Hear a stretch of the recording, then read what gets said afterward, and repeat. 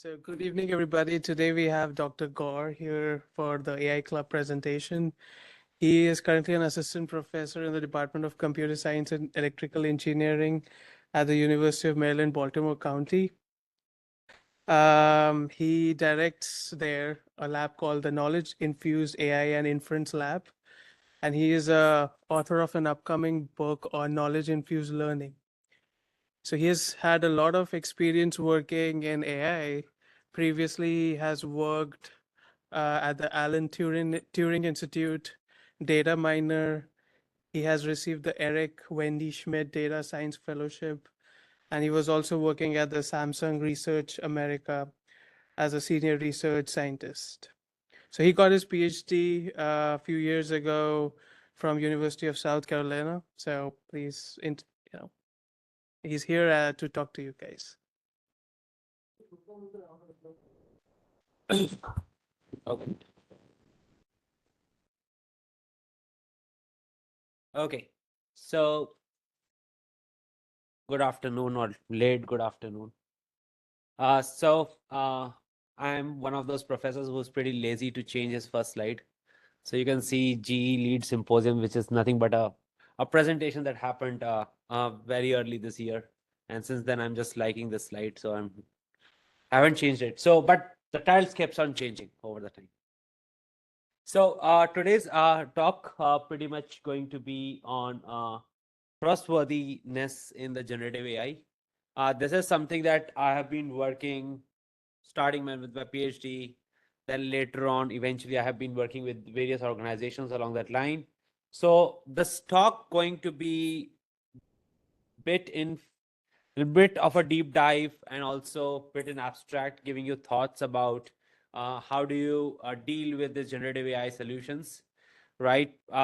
Across their vanilla versions as well as the versions which are more specific to domains, right? So I a little bit about me. I work predominantly at the intersection of these three gigantic circles, which is deep learning, knowledge graphs, and I really fascinated about the domain experts constraints because that's something that is very difficult to introduce inside the AI framework. So this teeny tiny box over here, the NeuroSymbolic AI, that's what the focus of my research has been so far. And this is a book that I have co-authored with my advisor from my PhD. It is coming as a product of my PhD. But a lot of this work in this book is also part of the things that I did in 2022 and 2023 as well. Okay, so the key focus of today's talk going to be these four things essentially.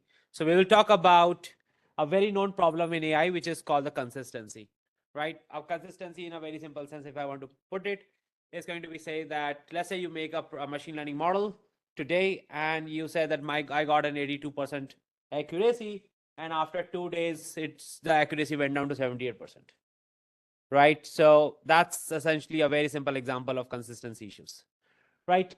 We want to look at some of the designs in the context of generative AI, where we are trying to look at how do I make some customized models for various specific use cases, right? So when I say customization, I'm not talking about fine tuning at all. So that's a pretty much in differentiation that I can make between fine tuning and customization.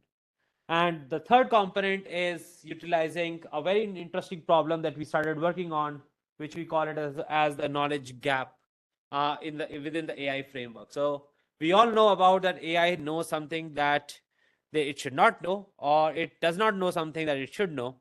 We want to figure out what it knows and what it doesn't know, right? And we want to essentially cash in and how we can understand that gap and try to fill in. And the last component that we really that I work on is called the grounding in AI. So when I say grounding, it means sort of training it within the domain, but it also means that how do I really want it to work within that domain, right? So essentially that's the a very interesting aspect. So let's consider this example that this is actually coming from my from the university where I am from. So we have this problem of advising students, right? And that's also a problem across various universities, right? So when I say advising students, we really want to know what their courses are and what courses matches to the futuristic courses that they are going to take in the upcoming semester, right? So if I want to play an AI agent for that particular job, how would the AI agent navigate those course curriculum? I cannot just put a chat GPT or a model like Google Gemini or let's say another large language model to answer those questions because it has no idea what UMBC does or what Mississippi State University is enrolled in, right? So those things, those properties that are very specific to institution is what we really want to focus on in the context of grounding. Okay, so before we start the presentation for today, if you have any questions or any thought or any wildest question possible, just feel free to ask me or stop me in the middle. Okay. So moving on to the most important question, that is, why do we really need the trustworthiness in the generative AI? Why don't we just work about generative AI just like what we are used to do in machine learning? We never thought about machine learning as a trustworthiness in machine learning. There was some work along that line of trustworthiness, but why is it that trustworthiness became so important in the context of generative AI? So these are the 6 questions that I had in mind that I present as a way of why do I really consider trustworthiness in the picture. The machine learning models, if I talk about machine learning, we always considered machine learning in the form that we have the data, we have a model, we put the data inside the model, train it for some periods of time, right? Get some outcome, some prediction, some accuracy, right? And at the end of the day, we have that model ready for us for any prediction task. So if I want to use that model, I want to just give the data sample exactly the way that it saw in the training, right? If I have the training data of, let's say, 11 features, and if I have to want to test that model, I have to give another sample of that 11 features, right, to give you that particular outcome. Now, with generative AI, the question is that it's no longer that sample. You are now asking it with a prompt. You're asking it with a particular question. You're asking it with a particular information. Now, the first thing is that with the liberty of an individual to ask a question to a model, there is an intrinsic chance of having inconsistency issues. What does that mean? It means that if a person is a very fluid English speaker, he might create a very nice prompt that is understandable to the model. Whereas if a person just make a quick prompt, which is not as detailed as the other person's prompt, the answer would be startlingly will be different, right? So that is the first problem that exists when we looked at uh, the generative AI property or generative AI models. The second problem that do exist is that neither of the outcome that you see coming out from your models, you can actually figure out why that outcome is coming. You know that, okay, there is an API that I can pay some more dollars to it and I can use it and I can get an outcome from it, but you have no way to understand that whether that outcome is right or wrong, right? Even if you can ask the model, right? So let's just take an example, right? Go back here, when you go back home, open your chat GPT, try it out a prompt and ask the chat GPT to give you an outcome and tell it how confident that chat GPT is on that particular prompt. It will not give you any percentage, right? Because that level of confidence is not what it's supposed to give you, right? So that's the second problem, that you cannot explain or you cannot reason how correct the answer is. The third component is what we is very prominent in cybersecurity, right? And it was also there in the during the database era, where we looked at the prompt injections to way to leak the attack. Now that's a very interesting factor, that the attack is sort of when we looked at in the database side, we looked at that attack in the form of an SQL injection, right?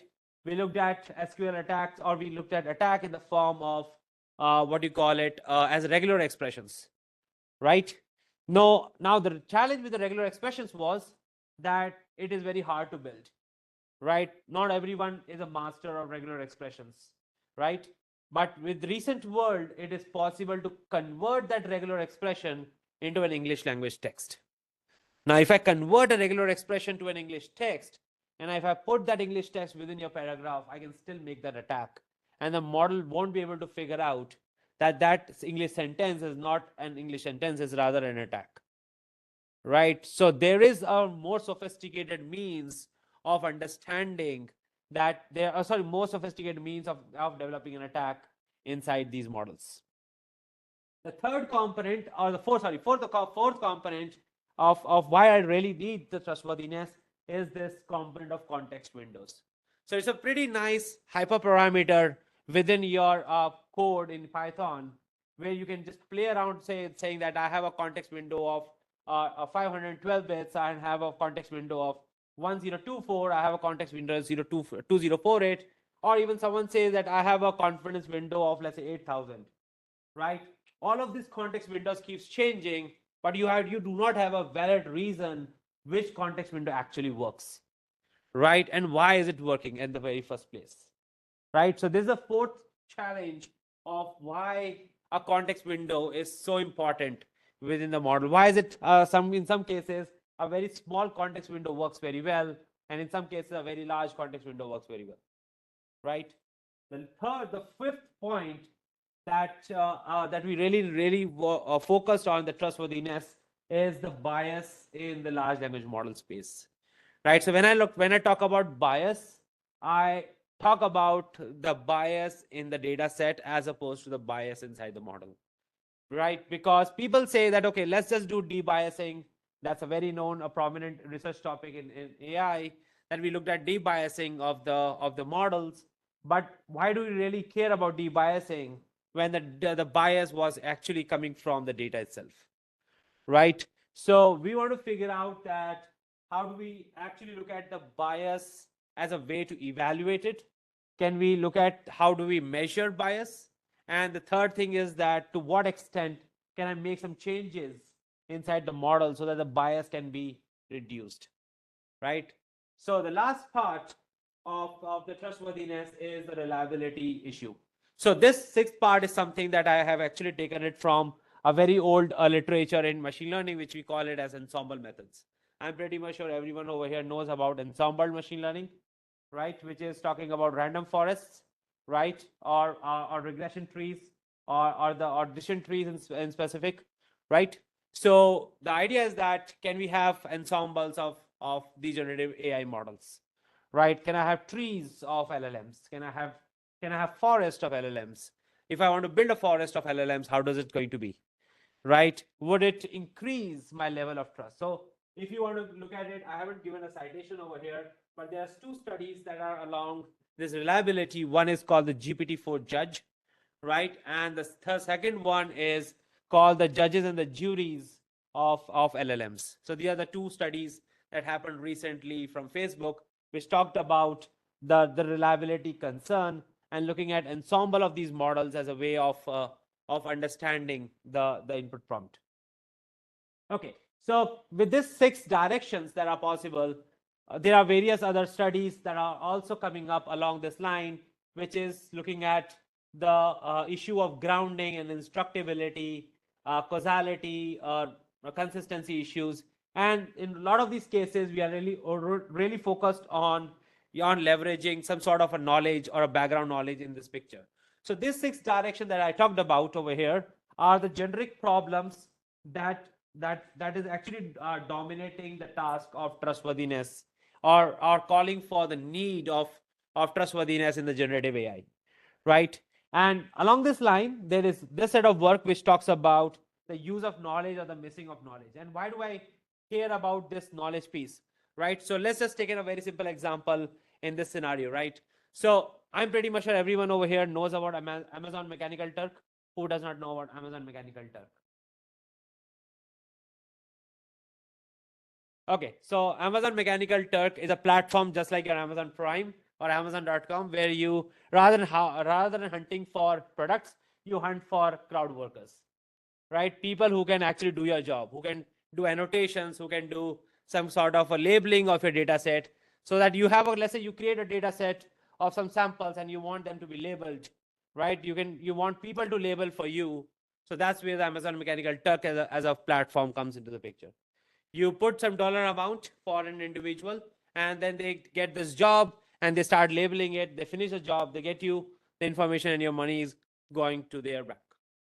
So that's the small summary of Amazon Mechanical Turk, right? So now question here is the fact that when I'm talking about Amazon Mechanical Turk, the Turkers are allowed to look up the Google or the web to do that annotation task, right? So when you give a particular data samples, you're using the data samples for annotation, but they can do that annotation by using the Google search as well, right?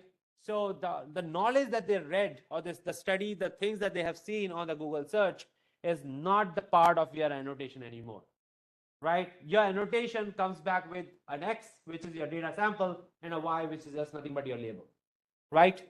But the knowledge that is used to label that Y given the particular X was not provided inside your data set. So that's what we consider as a knowledge, and that can occur in various forms, right? So the objective is that we want to bring that knowledge by ourselves looking at that form of information and bringing it inside the AI models. So that's the underlying goal of this kind of a designs of why do we really care about the knowledge. Okay, so we really examined this design, that do we really need the knowledge in the context of generative AI first of all, right? So we know about knowledge. In my PhD, I got to know this, that knowledge is really required in machine learning. And you can consider that machine learning is like this and generative AI are like this, right? They are even more farther apart from each other, right? If anytime I find someone, I want to say that if you want to put a bet on a machine learning or a generative AI, everyone will put a bet on a generative AI, right? The thing is that now we want to investigate in the generative AI case that does the generative AI model require the knowledge, right? Or the business for the people who are investing in knowledge is gone, right? So we want to examine that. So we wrote a paper in 2024, this year, in MNLP, where we looked at, let's just look at the benchmarking of these models in the generative AI space, right? So a very simple example that we looked at it in this case was, I cannot examine the need for knowledge in a general space. I need to examine the knowledge in a very specific space in a domain. I can take cybersecurity as one space. I can take health as one another space. I can use automotive industry as another space, smart manufacturing as another example, and things of that nature, right? But I'm not talking about generic task of, like, say, storytelling or some sort of a standard question answering that you find on Google, right? So let's just take this example where we looked at this particular scenario of wellness dimension. So this is coming out from an organization in Rochester, which actually utilizes this kind of a design of wellness dimension to analyze the productivity of their employees, right? So in order to analyze the productivity of their employees, they're asked to fill a questionnaire which actually comprises of these 8 dimensions, right? They want to look at your emotional health, they want to look at your spiritual health, they want to look at your physical health and environmental health, and so on and so forth, right? Now when they do this, along with this information, they also introduce a sort of their definitions. So if I give you a questionnaire to fill in, and I want you to tell me about your emotional health and spiritual health or environmental health of any sort, right? And if I don't give you the definition, what you will do? You will take that entity, you will go into the Google search, figure out what that means, and then you will answer that response, right? To ease this task, what they do is that they actually give you the definition of what each and every information means. Does it make sense? Okay. Okay. So the idea was that the task that we were given was from this organization, that they had some kind of a 4,000 employees in their entire organizations. They want to analyze across only on the 6 dimensions. So they had 8 dimensions, but they were really only concerned about the 6, right? And they want us to develop an AI system that utilizes this 400 users, right, and their information about their entire work culture and their reports. Or is it, you can say, like, let's say we faculties write their annual report, right, about how do we do, how we treat the students, and so on and so forth, something like that. is essentially the documentation from 4,000 employees. And our objective was, given this 4,000 worth of content from the users, we want to label them with the six particular labels, right? To what extent they are suffering from physical illness, or to what extent they are suffering from intellectual issues, and things of that nature. Okay. So cutting short, this was the entire figure, but I really don't want to go into the dive of it. But let's just talk about what's the centerpiece behind it. So we really want to focus on two things. One is that whatever prediction we make is robust. Now, when I say robust, I don't mean precision recall in F1 score, right? Because that is not the metric for robustness, right? What we really want to focus on, that whatever the models that we are using, the attention of those models are actually mapping onto the generations that the model is making, right? So let's say that if I give you a paragraph, and if I say the model is looking at that particular sentence, particular words or phrases in that paragraph, and the generation or the outcome or the explanation is completely different, then there's a mismatch, right? So what the model is looking at and what the model is generating should be in sync with each other, right? So that's the second component that we really want to look at it, right? So these are the only two factors that we want to focus on, right? I don't really care about the accuracy. It was very strict over there that we don't really worry about the accuracy at all. What we really want, that the information that you deliver is correct, right? So we actually made multiple designs to it, right? So when you have product or when you have a project that is not so easy to understand, you don't have any data, you start with multiple designs, right? So we started with the first design where we looked at, let's just take some 100 users over the data set, and we kind of label them, look their content and construct their labels, right? Just like I talked to you about the Amazon Mechanical Turk, right? That's the first design. And then what you're doing is that we are giving the input to the model is making the prediction is being checked, and then you have this back propagation coming up to the model, and that's how the model is being trained. Now, once the model is being trained, I can extract this attention matrix from that particular model, right? This attention matrix is what I want to check with the generated explanation that the model is making, right? So this attention matrix, you can assume that it is nothing but a matrix of weight values, right? Where your one entire column is the words, and your rows are nothing but the numerical values of those particular words, right? So it has to have so if you don't know about attention matrix, the idea is just simple in this phenomena, that an attention is nothing but a matrix design where you convert each word in an English text with a corresponding numerical representation, right? So that's what the attention matrix is going to be, right? And we want that this attention matrix is being used or checked with the explanations that the model is making, right? So that's the two form of, so this is the training. After training is done, we want to look at the attention of the model to see if the explanation is matching. The second design over here is we do not want to do backpropagation at all. We want to pick the model. We don't want to give the model any labels. We only want to give the model the definitions. So that means what I really gave to the model is these definitions, and it just ignored the particular labels. We want to figure out that whether the model picks which definition more consciously and takes which particular labels, right? So the idea is now the simple, that rather than giving the model saying that you want to label it physical, intellectual, environmental, or anything of the sort, what we really want to focus on is that I have the data, I have the bunch of definitions, and I have some labels 0, 1, 2, 3, and 4, and 6, right? These are numbers, and numbers don't make any sense, but the definitions do make sense. Now, the objective was to pick these definitions and give a tick mark on one of those labels, right? So that was the idea to work with the definitions, right? So that's the same design, and remaining the same, stuff remains the same. The third design that we looked at it was going over the definitions in a chain of thought. So I don't want to go into the details of the chain of thoughts in this moment, but you can think of chain of thought as, rather than giving the definitions all at one place at one time, we want to give it step by step, right? So it's kind of like a chain that you are giving to the model. right? So now why do I really want to care about chain of thoughts? Because I have 6 definitions in picture, right? I don't want to bombard the model with the 6 definitions all at once, right? What I'm to give you the model is that this is the first definitions. Do you agree with it? Let me give you second definition. Do you agree with this? I'm giving you the third definition. Do you agree with this? So I make these prompts to this model in a sequence manner, right? And check with the model's design, right? To which definition does it agree given the input? Which of the definition it disagree with given the particular input, right? So that's the third design that we looked at it. The fourth design was something that we didn't have access to.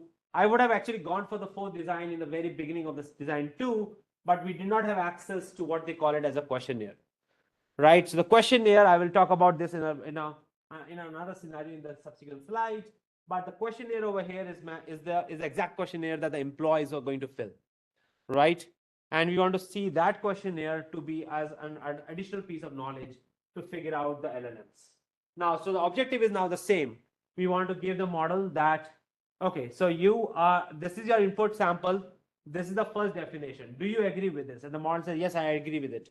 Then according to the definition, which set of questions within the questionnaire does the model fills?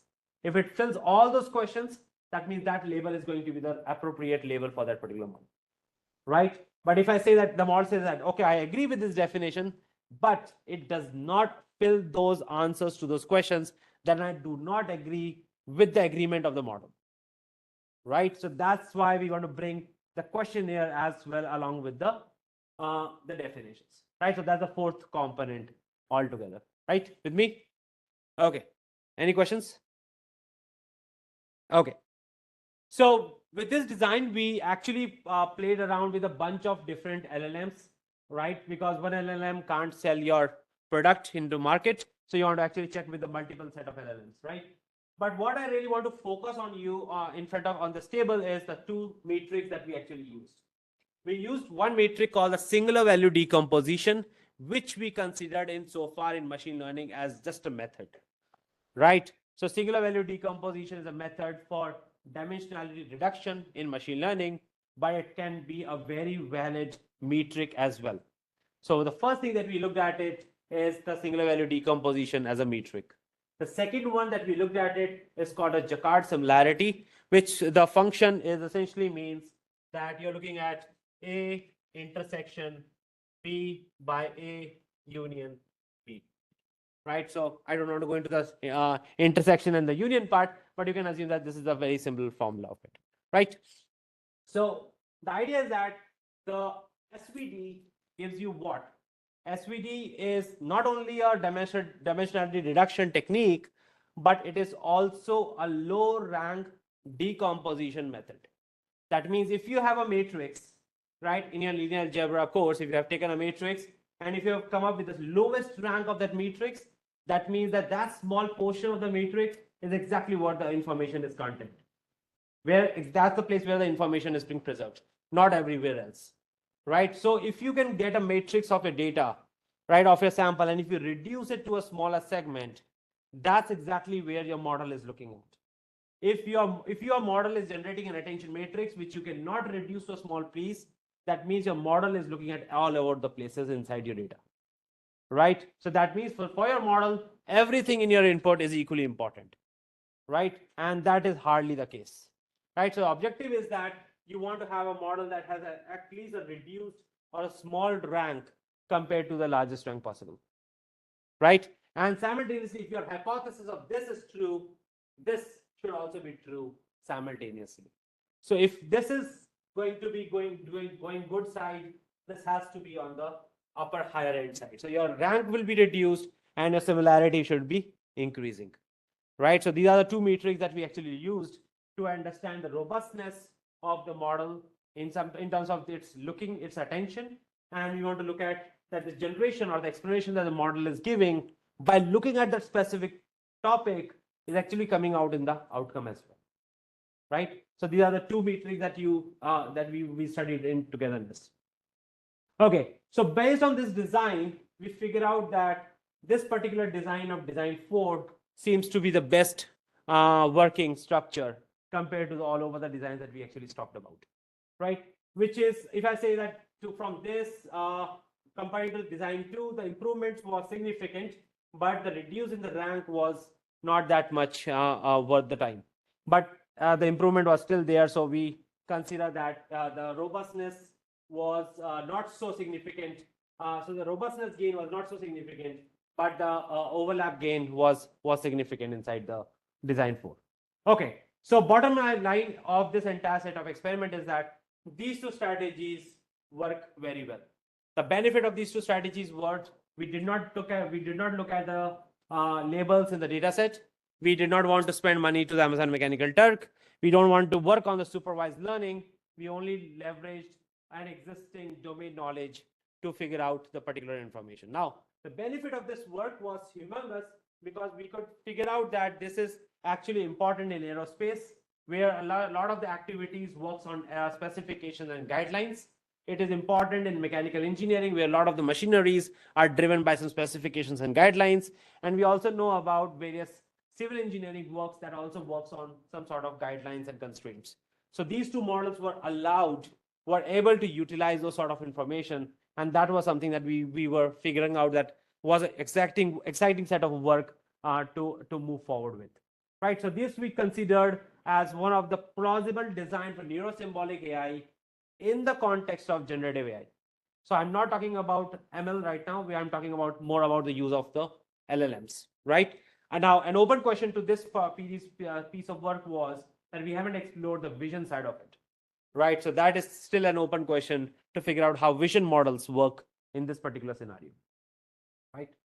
Okay, so following this set of work, what we understood from this previous set of the work, that with a bunch of definitions, I can do some sort of a grounding inside the model, right? I can ground this model based on my definitions, and I can ground the model based on the questionnaire that I have, right? Now, what I didn't explore so far, and this is the three things that we're going to present in AAAI this year and the next year in February, where we will be looking at this study because we need time to experiment with. So we want to experiment with the instructability part, and we want to look at the alignment as another segment to this particular work, right? So when I talk about instructability, I will give you an idea about this in the subsequent slide as well. Sorry. So the instructability part is we want to give the model the set of instructions to work with and come up with an outcomes, right? So when I say instructions, a very simple example that I just gave you in the previous slide was of the following form, that given an input, I'm telling the model, do you agree with this particular definition? If the model agrees with the definition, I will ask the model to answer a certain set of questions. So that is what I'm saying as an instruction. Now, there is an alternate term to this in the literature called instruction fine tuning, right? Which is another design of generative AI where you construct the data for instruction tuning, right? You create a data set of an input X, then you have a bunch of instructions that would be applicable on that particular input X, and then you have a series of outcomes. So you have a triple of that kind, right? And then what you do is that you give it to Amazon Mechanical Turk. They will look at those samples, look at those instructions, and give you a bunch of labels. Now you use that data set to train your generative AI model. That is what is considered as an instruction fine-tuning task. Whereas in this case, we are not talking about instruction tuning in the form of the supervised design, but we are looking at the instruction tuning in the form of self-supervised or unsupervised structure, right? So that's one aspect of this particular instructability. Alignment is a sort of a design where we look at how does the outcome match the expectations of the user, right? Does the model aligns with the constraints or the acceptance values of the outcome? So in the previous case, if I said over here, we talked about that my outcome should match the explanations. That's what my alignment is, right? So essentially what I understood from this series of work was that grounding actually helps you to make some improvements in the instructability and also helps you to look at the aspect of alignment as well, right? So these are the three pillars that we are working towards in the context of the NeuroSymbolic AI. Okay, how does all and entirely things fall into the picture? Because this is not all like seems to be a very high level stuff, but it's going to be a more grounded work. So I don't want to load you with a bunch of Python programs over here. So kind of made a modularized architecture of how the entire things fit together. So if you look at the top, we have the data set, which is a bunch of your input queries. And then you have a series of knowledge. I construct knowledge as a graph over here, but knowledge can exist in any form, right? It can be a lexicon, it can be a definitions, it can be constraints, it can be rules, anything of the sort, right? So the first thing that we really want to develop is a model that can work along these two things. So the center stage is exactly what we really looked at, form that we really want to make a model out of it. Now, this model has to be custom because it has to be driven by the particular knowledge, right? So how do I make it a custom model? Is basically defining it a particular series of instructions, as I told you in the previous slide. So the custom design would be the following: that I will train my model with a particular prompt. And how is going to be my prompt looking like? My prompt will look like in the particular form that, given an input text, do you agree with this particular definitions? If you agree with this particular definitions, answer this series of questions. That's my customization to the existing model, right? Now, the thing is that I really want the model to be a compact model if for the particular use cases, right? Can I make a model to be a compact model? So I will talk about how do we achieve compactness in the subsequent slide, but for now, the compact is one of the component of this particular design structure. Alignment, I talked about with this, that we are matching the attentions to the explanations, and we also talked about the instructability as an outcome. Now, one aspect that I didn't talk about in the previous slide, which is we call it as an attribution, right? And this is not for all the use cases, but certain use cases actually desire attribution as an outcome, right? And this comes back to one particular question: how many of you actually know about perplexity.ai? Oh, fantastic. Okay, so what does perplexity do? Come again?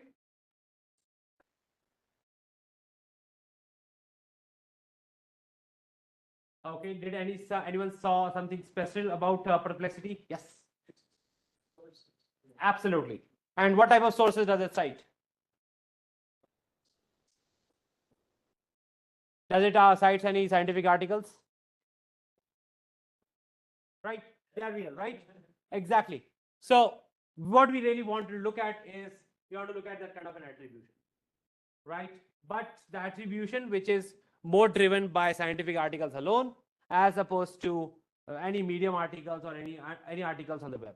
So what we found in the perplexity side was that the outcomes or the attribution that they are giving is actually driven from one particular source. So it starts that one medium article, and all other articles are actually present in that particular article itself, right? So they are all linked with that particular information.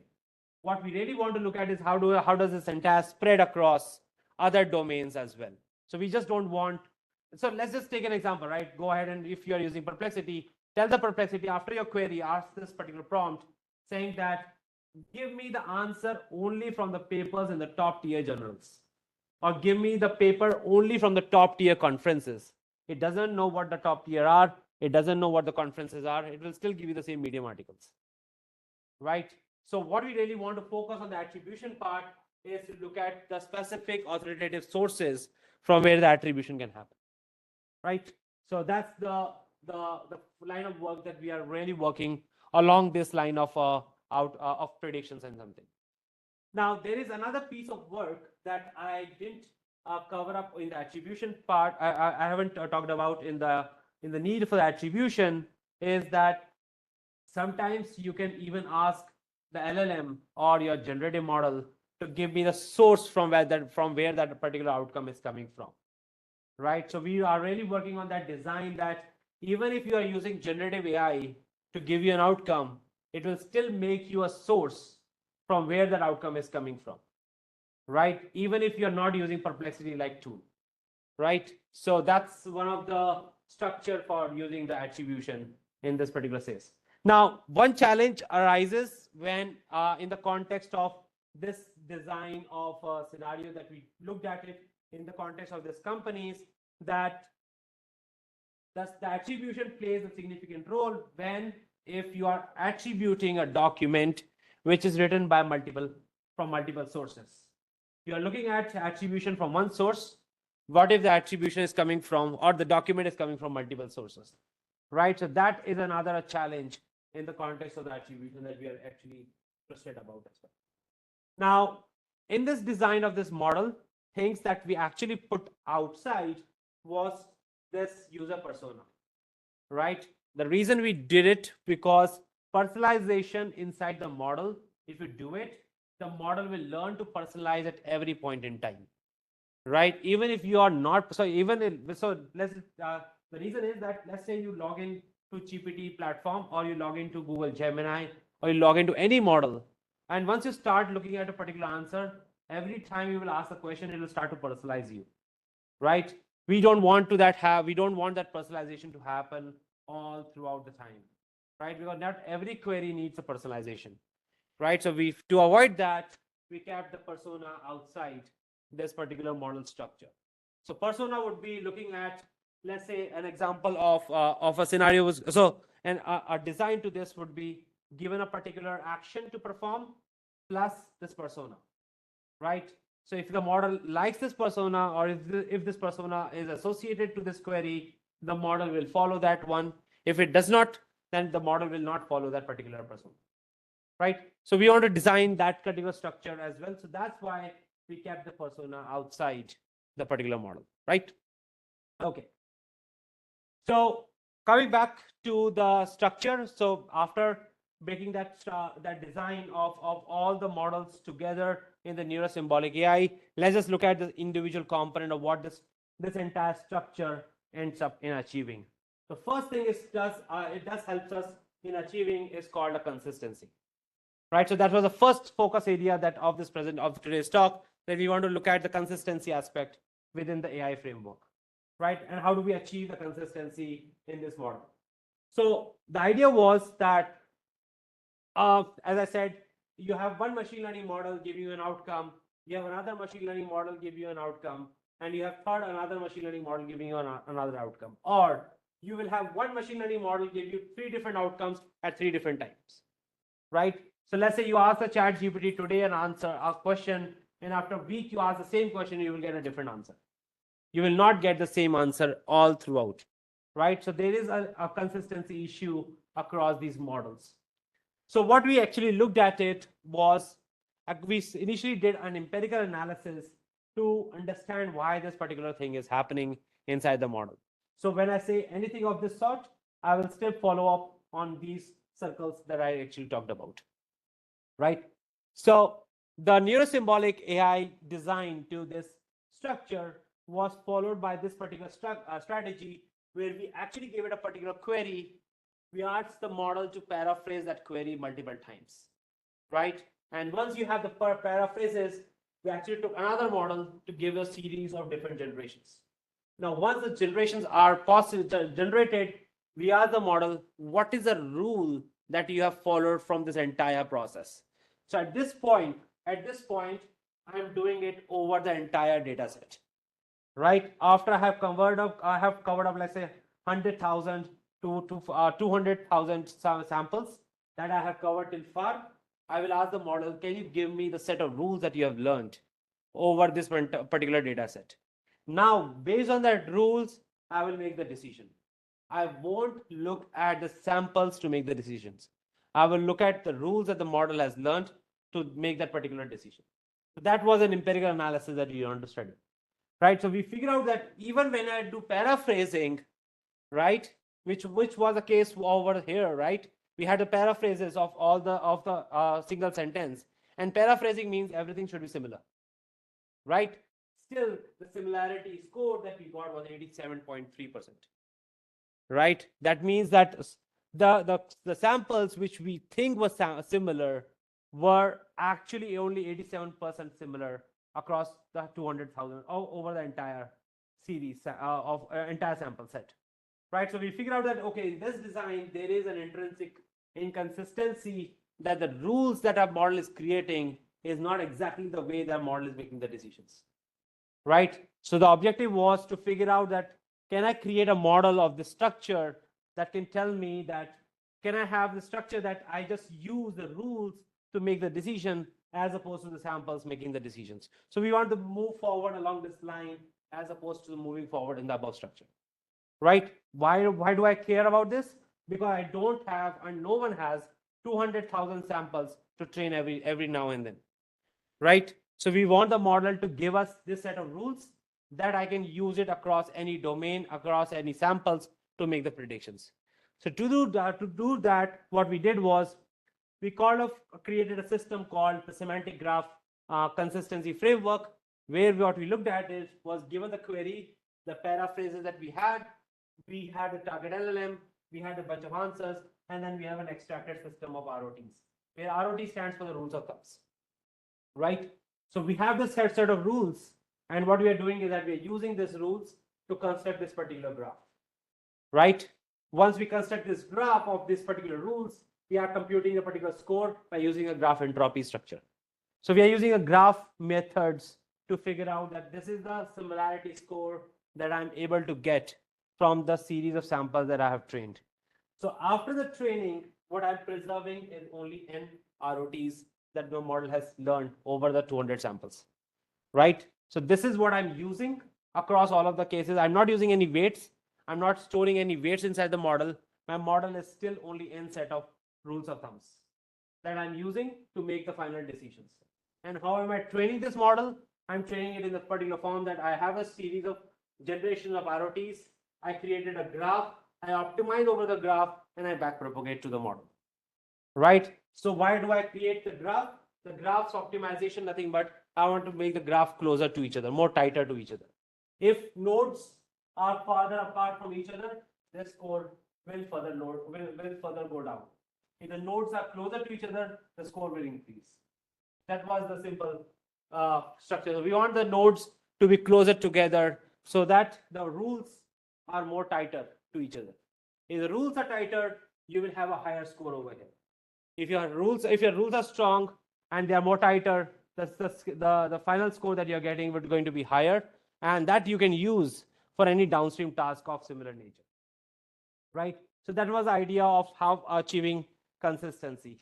So when we looked at this structure across GPT-4 and Llama 3, across various metrics and over multiple data sets that we talked about, the data set that we actually used was moral consistency corpus, which has multiple different tasks about it. The reason we looked at moral consistency is because that's one of the challenging tasks. And the thing is that if I want to say yes and no questions, those are pretty easy to answer. But if I ask someone a moral sense questions, that's a little bit more trickier than obvious questions, right? So that's why we consider this particular concept or this particular data set. So what we found was that across the different metrics that we looked at it, across and even using GPT-4, the Llama 3 seems to be a much powerful model than the GPT-4 itself, right? So we found that this structure, not so significantly different, I would say, but I would say that as a cost of running this on a very smaller device is much easier than running a GPT-4, which is even more costlier to run, right? So that design was, so this study was a bit expensive, but essentially was a bit conclusive that we can have a smaller model working at the power of GPT-4, right? So that was one of the fascinating study of this consistency set of work. Okay. So moving on to the next segment of the work of the structure, the design, where we are looking at the NeuroSymbolic AI for the grounding aspect of the operations. Okay, so when I look at grounding, this is a definition that I took from the Wikipedia about it. Did I take it? Oh no, okay. I took it from the Wikipedia as well as this particular nice article written on grounding from AI in cognitive science literature. The thing that really focused on is called the knowledge gap resolution. So among all of this information, like situation, whichever domain you're talking about, whatever task it is, whether it is a prediction task, is a classification task, or the recommendation task, that's not the focus, right? So if you have a model for doing classification, you will sit over the night and try to make it into recommendation task for sure, right? If you want the model, if your model is already able to generate certain set of words, you will sit over the night and make it into generating a series of sentences, right? But the focus over here is, does the model understand your particular query, right? Or whatever query that you're giving to the particular model. So what we looked at it is called the knowledge gap resolution, and it comes from a very beautiful taxonomy that was released also in the CVPR conference, which is about the different series of knowledge gaps that do exist inside the AI model, right? So beyond, so you can actually these are like, you can don't need to go over each and every circles, but most important gaps are the language gaps, the reasoning gap, and the explanatory gap, right? So the explanation gap means the explanation that the model is generating is not exactly the explanation that the end user is requiring, right? Or the outcome, let's take an example, right? You ask a simple question to GPT-4, you give this lengthy answer, right? And beyond, like, now you look at that lengthy answer and you say that my answer is just, this part of it is really relevant and rest part of it is not relevant to me. And you just copy that particular information and try to use it, right? The objective is that it can give you a bucket full of answers, right? Out of which a small part of it is actually useful, right? So what we really looked at is that the explanatory gap and the reasoning gap and the language gap is something that is really interesting beyond other gaps that do exist, which depends upon the different data sets that you're going to explore. Let's say, for example, the spatial gap is more on robotics and computer vision design as opposed to English text. The attribute gap is more about your materials or material science design as opposed to English text, right? So different gaps have different use cases. So they actually made a very nice big taxonomy about it. We really want to focus on only on the three circles that I actually highlighted in this case. Okay, so first thing first is, let's look at the language gap of this particular work. So the language gap that we really focused on, or we took an example, was to look at the COVID-19 study. So why do I really want to focus on COVID-19? Because COVID-19 came before GPT-4 model, right? So it can make some sense about it, but does not have the exact knowledge of why it happened, or what series of events took place, right? So if I take any information after 2021 or 2022, that's going to be rich in the information from GPT-4, right? And the outdated information has some sort of an issue inside the model, right? So that's why we looked at it in the context of COVID-19 design. Okay, so the problem that we had was that we want to figure out a way to predict the chances of having some sort of a mental health issue because of COVID-19 scenario. Now, there's two things over here. First, there is a knowledge of COVID-19 that is required. Second, there is a knowledge of mental health that is required, right? So we want to focus on two language gaps inside the model structure, right? So that was one of the cases over here. So let's just look at this particular design structure in specific of what this entire study is. Then I will talk about the customization that we actually did for this particular model. So the thing that we looked at it in the context of semantic gap over here, or the semantic gap management, which is the part of the knowledge gap, is that we looked at the data set, then we looked at a bunch of these simple models of English language, which is, we call it the topic models for identifying the topics, and looking at the word to vec, which is simply extracting the embeddings of the particular words. Now, this information over here is actually going to a particular model over here, right? Now, let's talk about neologisms, which is essentially talking about that what are the different terms that came across during this terminology. Now, why do I really care? Because language gap is happening because people uses different terms to denote a particular object or particular event, right? For example, if there is a Hurricane Sandy happening in particular part of the United States, someone will say Hurricane Sandy, someone simply say Sandy, and someone simply say HS, right? Now, these different terminologies have the same meaning. It's just that they are represented in a different way, right? So we want to look at those neologisms over here coming up from the different communication pieces. Then what we did was we constructed a particular series of lexicons based on those information and then again use it inside this particular model. So this model that we have for the semantic gap has three components over here. We had information on the topics, we had the information about the location, we had the information on the key phrases. Now, why do I really care about this particular language gap? Because this language gap happens because this piece of information is not there inside the model, right? And I cannot bring this information inside the model without creating an explicit source for it.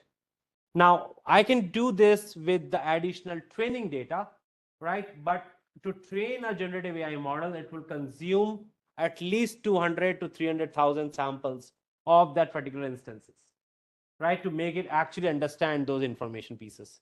So that's why we actually created a small model for that particular objective. Now we do it this for the social media piece. That was one language gap.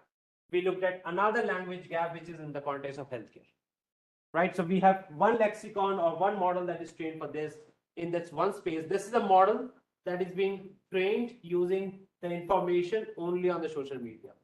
This is a model that is being trained only on the healthcare data. Clear? So there are two spaces I'm talking about. That is one space of the Reddit, or one space of the healthcare side, and this is one space over the social media space. Correct? Now I want to train my model on the two spaces, right? So that was one of the challenging tasks, right? Because this is one gap, this is another gap. I want to bring both two gaps on this picture. And to this point, we haven't seen any way to train two different sources of information together in the one model, right? We have given data set, we have given one data to the model, we have given two data to the model, but when we do multiple data to the model, data sets to the model, we put them together and then train it, right? We haven't trained them separately, right? Where one is complementing or one is supplementing each other, right? So that's where a series of work that came into the picture that we did in this particular conference, where we looked at this particular design of training the model. So this design is a design of a representation learner, right? Why do I really want to care about representation learner? Because whenever you are using generative AI, whenever you're using LLMs, right, you really want to focus on a model that can convert your textual data into numbers. And when any model that converts your textual data in a series of numbers is, we call it a representation learner, right? So we want to construct this particular representation learner. It has one segment which is completely on the social media side and one sample which is completely on the healthcare side. And we want to learn this small representation in the middle that brings both of this information together, right? That's the objective, right? So that's the objective of learning this middle W in the middle of the structure. So in order to do that, the process that we followed is something which we call it as a redefined autoencoder, or the autoencoders. I'm pretty much sure people know about autoencoders over here. Heard of it? Okay. So autoencoders learn by what? Reconstruction loss, right? So we know about reconstruction loss as x minus x hat, the whole square, right? Where x and x hat are pretty much the same thing. But in this case, we don't have x and x hat as the same thing. We're talking about two different sources of information and we are combining them together, right? So what we did was we looked at this design in a particular different fashion, where we say that if social media is helping the healthcare might also help the social media to understand, right? So we have two sources of information and we want them to learn from each other, right? So that's why we have this design where this is one piece where I say this is going from here to there, and then there is another piece of this kind where I'm going from there back to the social media space, right? I want to learn from both the ends of the side of it, right? So that's where we started looking at this particular design, right? So minimizing the math involvement over here, coming back to the picture, is that this entire equation actually solves down to this particular design of structure, where the social media multiplied a particular weight matrix plus the weight matrix of the healthcare side, you are actually generating the final matrix, which is combining the both of the informations, right? So that's the optimization that we did. So essentially what we learned is that from this entire training, this is the weight matrix that we have learned. Now this weight matrix is an embedding matrix. It's an embedding, right? Embedding of what? Both. It's the social media as well as the healthier side, right? Now I want to do is the following. Whatever generative model I'm using, I just elevate their embeddings by multiplying that embedding with this embedding, right? I just modulate that embedding with this particular embedding, right? So whatever representation that's happening over there, I will change that representation by this particular weight vector. That's the objective, right? Okay. So this was a pretty old paper that I worked with in Siam in 2016. So in short, this is a design that what I'm talking about is more about in the in the generative AI, but you can also talk about them in the machine learning model as well, right?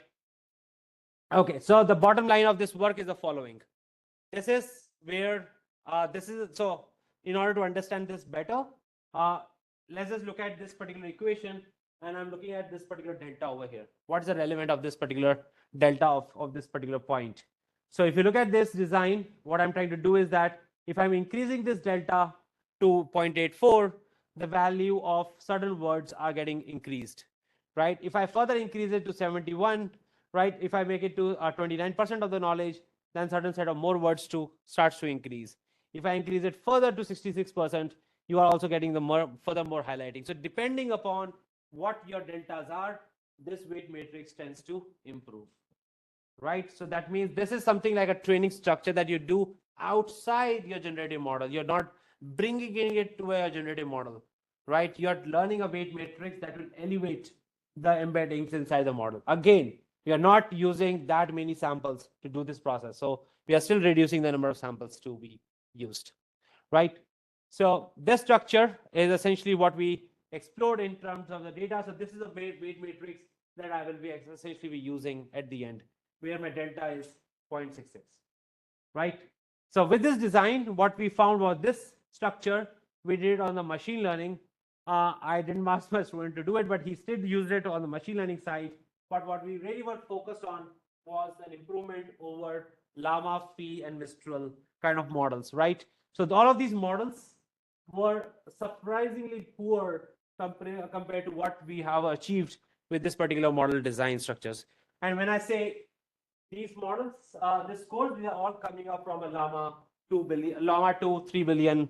I think it's a 3 billion model, not so big. That can be easily be loaded onto the GPU servers, right? So that's what the model structure that we actually used in this particular design. So the bottom line of this strategy was that we know that there are two sort of knowledge gaps that exist inside the model. One was the domain gap, which is coming from social media. Another is from the health side as well. The objective was to bring those information together at the same time. We know about various architectures that do exist, but you can't enable a GPT-4 or a GPT 3.5 to look at both the source of the knowledge and make the decision. That's not happening right now. So we want to do that. We want to do it outside that particular model. And the way to do it is to improve the weight matrix, or to get a weight matrix that I can use to elevate the embeddings of the model, right? And if I want to elevate the embeddings of the model, I can't do it for GPT-4. That's why you don't see GPT-4 over here, right? But what I can do it for the open source model for whose embedding I can do it. Now, in this study, there is one model that we missed, and this was coincidental. There is a model called Pythia, Pythia, right? Pythia, that is also a full-fledged open source model that you can play around, explore it, also improve it, just like what we did in this open source Llama 3 billion models, right? Okay. So this was one design where we looked at how do we reduce the knowledge gap. And the second series of work was something follow up on this. But now, as I said in at the starting of the slide, now we want to look at the questionnaire again, right? So we looked at the questionnaires again to figure out how we can improve this particular structure of this kind, where we make more sophisticated changes in the structure. That this is part of any language model, that you have weight vectors going into the representations and getting the representation out, What we did was in the middle of it, we just gave these 9 questions, right? So what we deduced was over here, these 9 questions that would be used to generate those embeddings. Again, if I want to fall back into an example, I would say that given a particular input, do you agree with the sample? That's the outcome till here. If you agree with the sample, how many questions can you answer? That's the series of questions that I have given over here, right? So if I'm able to answer these questions completely, my embedding will have these questions embedding inside it.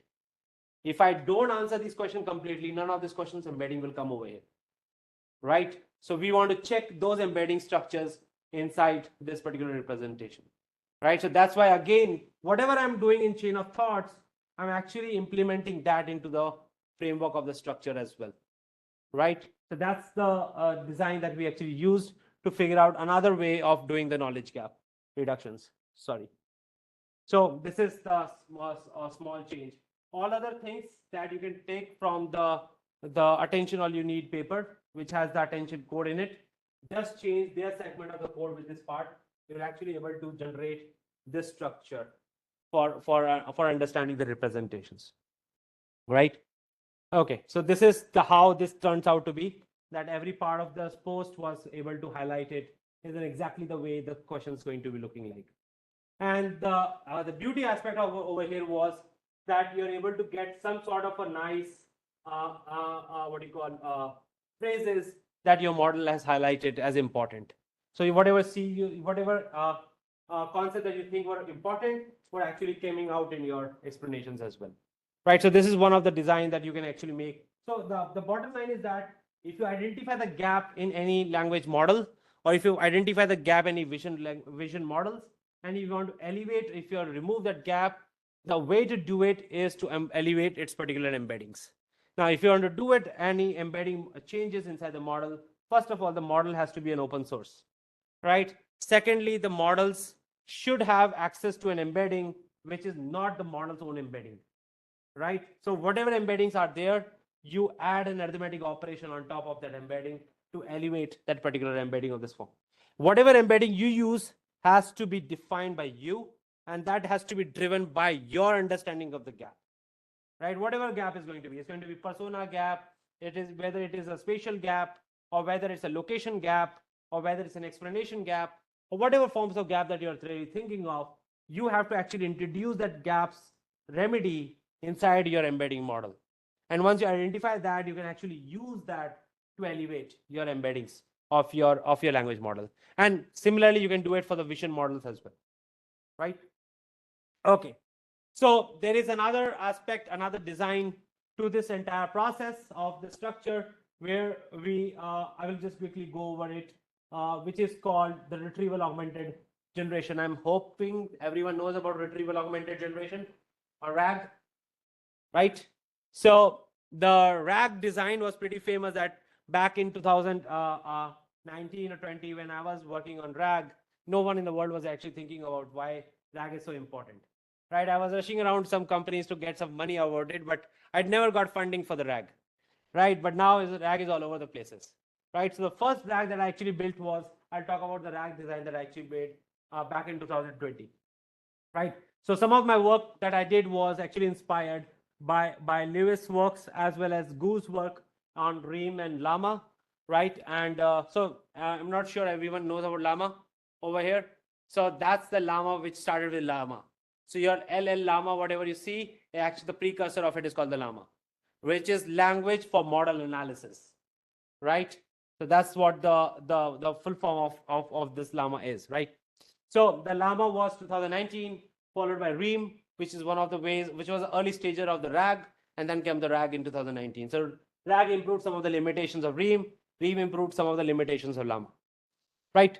So I don't want to go into the details. That was some of my Sunday talks in New York's meetups, but yes, you can figure out that I've given tons of those talks in the YouTube as well. Okay, so the bottom line, or the design of the RAG, was one of the way was to reduce the language gap inside the model, but also allow the model to do some reasoning stuff, right? That means that in the previous scenario of what I talked about in the reducing the language gap. Even the model that I showed you of bringing two types of knowledge together, I still cannot make the reasoning on them.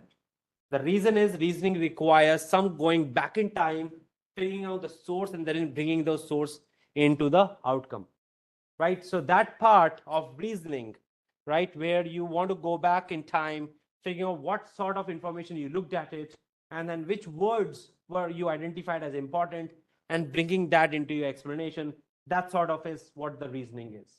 And reasoning does not stop there and there. Reasoning even starts with, oh, how did you come up with that particular outcome? Is this exactly true, right? Or are there any counterfactuals that you want to study that might be true for as well, right? So those scenarios is something that RAG allows you to do it. How does it do it? I would start with a simple input over here. I will try to look at the model. Forget about the structure for now. This entire query goes to a semantic search. The semantic search gives you a bunch of documents, and you use this bunch of documents to this model, and the model gives you a particular answer, right? Now, in this design, the documents, the way they are indexed is in sequence, right? That means, let's say someone has delivered you a 10,000 books at your doorstep. You brought that your entire box of books, and you dumped it into your backyard. Now you're looking at this information in a sequential manner. That's what this algorithm does, right? What we really want that how this entire information is connected to each other, right? That's why we looked at the first structure of RAG that actually looked at the graph was built in 2021, right? Where I looked at it, so this was published in AAAI. This work actually looked at the introduction of this graph before this particular document structure happens. Before you extract the documents over here, I want to figure out that given this particular query, which part of the graph is actually important before answering that particular query, right?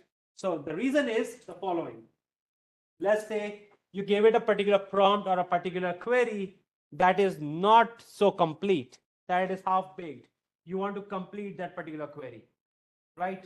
So that part of the query that needs to be completed is completed based on the graph, right? And once you have the completed structure, you use it by the semantic search, you retrieve a bunch of documents and get your particular answer. The benefit of the structure is three things, right? You can better order the documents now because your documents are not just randomly picked, they're picked in the sequence of your nodes, right? The second is that you can now know the semantic relationship between the documents, because those documents semantic relationship you cannot figure out beforehand in the original RAG structure. The third component was that when the queries are not so interesting and not complete or well defined, you can still make them defined by using this particular graph, right? So that's why this structure seems to be working well compared to the old RAG design that started with, right? So there are a bunch of variations that we actually did over the structure. And one interesting factor of this particular work was that now I can have, at the end of the day, after rounds of learning over here, I can actually have the entire graph path coming out from the graph as well. So this graph path that I have is essentially the graph path that I can use to reason across various questions coming to the model, right? So that's why this particular work seems to be a better reasoning strategy than the RAG design, right? So the RAG design did not allow you to construct this particular path. So if you go back and come back and ask the RAG what's the information coming from, you won't be getting that information coming because the documents, they were stored in the outcome, right? So documents are retrieved in real time, given you the answer, and that's it. That's the end of the story. What we really want to preserve is that this particular graphical structure, this path, right? So we looked at this design across graph RAG. I did not wanted to use it, but by the time I ended up this work, graph RAG came up in picture from Microsoft. We analyzed with graph RAG, we analyzed with RAG, and we analyzed this information on Truthful QA, some integrated mental health data set, and there's a very interesting data set from Google coming from natural questions, right? And across all of these structures, we had the maximum gain in the mental health side, followed by the Truthful QA, and we had the least improvement in the natural questions. But we figured out that natural questions were already a part of the graph RAG when it was trained. So it already know what the answer is going to be, right? So that's why we figured out that, okay, this seems to be a working strategy, but most importantly, it was allowing us to have this particular reasoning mechanism. Okay, so there are other designs that we actually looked at it. I don't want to go into the details, but these are all sort of coming out from this particular design. We're given a particular query from a user. I can decompose these queries into multiple questions. And when I say that, there are multiple questions that comes into the picture. So this is a study that we are exploring right now, where we're saying that in this all the designs of the structure, what we learned from this was definitely one model, but what we also learned that people just simply don't ask questions randomly. Their questions have some certain types. So we figure out that some of the questions are procedural, some questions are comparative, some questions are affirmatives, and how do we deal with those questions, right? So we want to see that, can I train a model to break down these questions into multiple segments, right? So there's a paper on this particular work called Depth QA, right, which is allow you to break the major questions into small sub questions and then examine those, and answers to those questions is the answer to your final question, right? So that's what the structure of that work is. So we made various improvements to the RAG again following this, where we say that, can it also introduce some sort of constraints that the RAG is not able to introduce, right? So in short, one thing that I wanted to talk about before I conclude is that this structure of RAG that we did had some interesting contribution to the literature of AI, where we looked at where we construct a loss function which we call it reverse cross entropy. So everyone knows about cross entropy loss. We kind of did a reverse cross entropy to come back to the previous state from where the model can go back again, right? The reason was because we had multiple generation at this point, right? What RAG does is that it takes the top 10 generations and use it to come up with an answer. If the answer is wrong, right, then it circles back to the previous state of the very beginning and again starts a retrieval. What we looked at it is that we retrieve 20 documents, we pick 10, we make an answer. If the answer doesn't match, we pick again top 10, but now it starts from the point number 2 to the document number 11. It's still the top 10, but now it is from 2 to 11, right? So we kind of do it iteratively, not going back to the starting stage, right? So that's what we did with the sequence of a reverse cross entropy. So that was one of the contribution to this particular series of work. Okay, so there's a series of another set of work that we are interested in, which is understanding how does this particular graphs do exist inside the models, and can we have some idea about them. We are also extending this particular work, which is called creating compact models by using graph theories.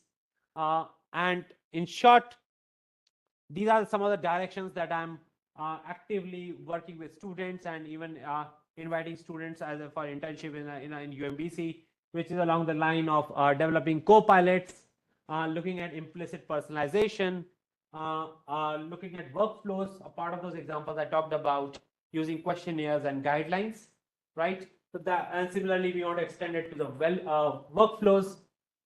Attribution was one of the questions that I actually left out as an open, and we looked at debiasing as one of the studies. So we are giving one talk in AAAI Fall Symposium on this particular debiasing, where we were able to debias around 6 to 7 LLMs by just simple small set of 32 examples, right? So we did it without any additional piece of the data, right? And the last part is where we look at the ensemble of LLMs. So this is something I'm actively involved and working on it, on developing the ensemble side of the large language models, using what we call it as a social welfare functions. Okay, to sum up what we did, what this entire study is all about, we understood that the grounding, instructability, and alignment can be put together inside the NeuroSymbolic AI design. we looked at is one of the concept of knowledge gap management. We did not talk about one concept of metacognition, but I'm happy to talk about that off the line if someone wants to interested. We looked at path-based retriever by using this sort of using the knowledge graph augmentation within the RAG design. We looked at this study of uncertainty understanding using the graph theory structure that we talked about for consistency. We looked at attention fidelity. Two examples that we studied at was attention in the context of mental health, and we also looked at attention in the context of when we are examining the series of structures in the context of I forgot the name of it. Is exactly is on the context of yes, in the context of COVID-19 and the mental health structures. There is another component of work that we are actively involved in doing is in the context of definitions. I gave you a brief of example of that in the context in the use of definitions in the sense of wellness dimensions, where we looked at how do we do labelings of wellness dimensions without using actual labels. There is one segment of work that I am interested in, and this is an open question, that can we use reservoir networks coming from control theory and neural graph elicitations and graph coarsening methods as a way to have more customized and lossless compressions of the model? Because when you go from llama 65 billion to 13 billion, you see a significant loss in performance. When you go from 13 billion to 7 billion, you see significant decline in the performance, and so on and so forth. Can we have a lossless compression of these models without the loss of the performances, going from 65 billion to 3 billion in parameters? So with this, I end this series of talk, this my talk on NeuroSymbolic AI, and thank you for your attention.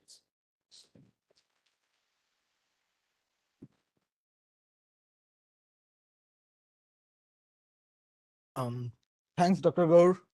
Oh, turn on the lights, please. So, yep. So we'll allow like in-person audience to have any questions first. Then we'll like allow our virtual attendees to like if they have any questions. So please, if you have any questions, feel free to like. Anyone, any questions?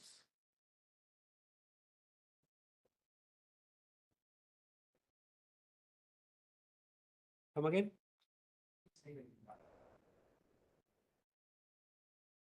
Oh, so the mental health data set was actually one data set was built, was given to us from Mayo Clinic. And the other data set that we used was actually created from a series of my data sets and other data sets in the public, which we call it IMHI, which is the integrated mental health data set. It's available on GitHub as well. So it has integrated almost around 10 to 11 data sets in mental health.